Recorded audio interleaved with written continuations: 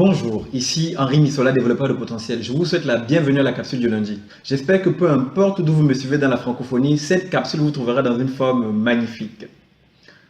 Comment se débarrasser de nos mauvaises habitudes? Il s'agit là d'une question que beaucoup d'entre nous nous posons. Et en matière de développement du potentiel, il est véritablement important de s'attaquer à nos mauvaises habitudes si nous voulons amener notre potentiel à une dimension supérieure. Il y a quelques semaines, j'ai publié sur mon blog un article intitulé 5 stratégies pour vous débarrasser de vos mauvaises habitudes. Alors, cet article était relativement long et j'ai décidé de le faire sous forme de vidéo afin de permettre à chacun de pouvoir assimiler ce que j'ai partagé au niveau de l'article. Première stratégie, prenez conscience de votre mauvaise habitude et identifiez les éléments déclencheurs. Il y a 3 choses fondamentales que vous devez savoir à propos d'une mauvaise habitude. Premièrement, c'est que, aussi petite soit une mauvaise habitude est une mauvaise habitude. Première chose à savoir. Deuxième chose, plus vous minimisez votre mauvaise habitude, plus vous aurez du mal à vous en débarrasser. Ça, c'est la deuxième chose. Et la troisième chose, c'est que le fait de reconnaître votre mauvaise habitude vous ouvre la voie pour trouver des solutions afin de pouvoir vous en débarrasser.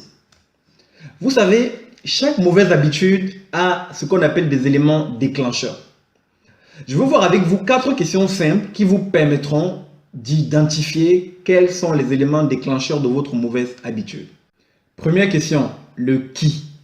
Vous allez vous rendre compte qu'en présence de certaines personnes, vous vous retrouvez souvent à faire des choses contraires à votre système de valeurs.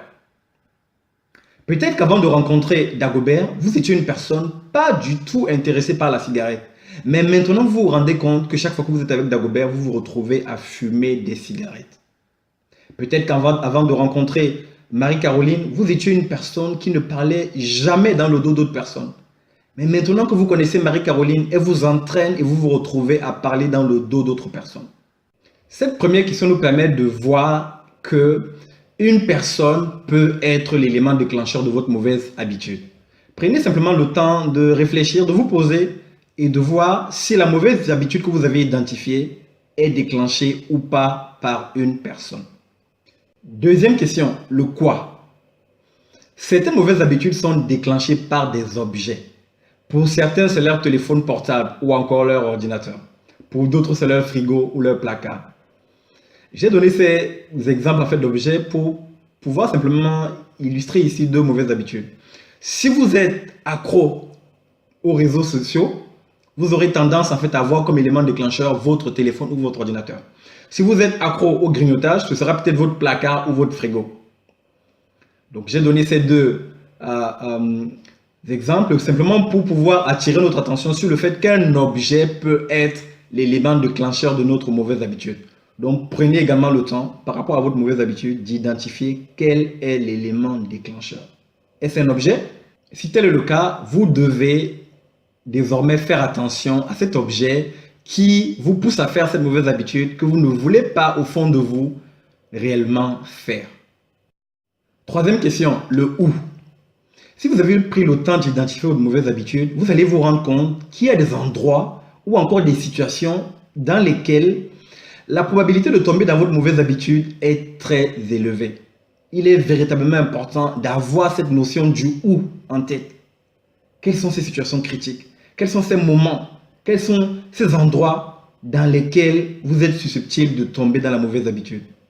Il est important de prendre le temps de pouvoir réfléchir à cette question, à la question du où, afin d'identifier ces moments et ces situations qui vous poussent à pratiquer cette mauvaise habitude dont vous voulez vous débarrasser.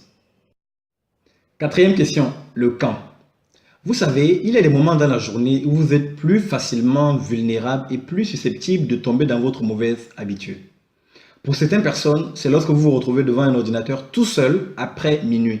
Votre probabilité d'aller sur des sites non recommandés est très élevée.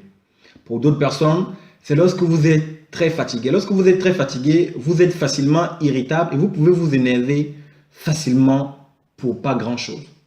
Il est important de pouvoir identifier votre quand.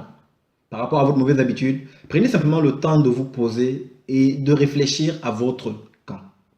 Les amis, j'en ai fini avec la première stratégie. Prenez le temps, au travers de ces 4 questions simples, d'identifier quels sont les éléments déclencheurs de votre mauvaise habitude. Vous avez donc à partir d'aujourd'hui, lundi jusqu'à dimanche, vous avez le temps de mettre en pratique cette première stratégie. Je vous dis à la semaine prochaine pour notre prochaine capsule. D'ici là, portez-vous bien. À très bientôt.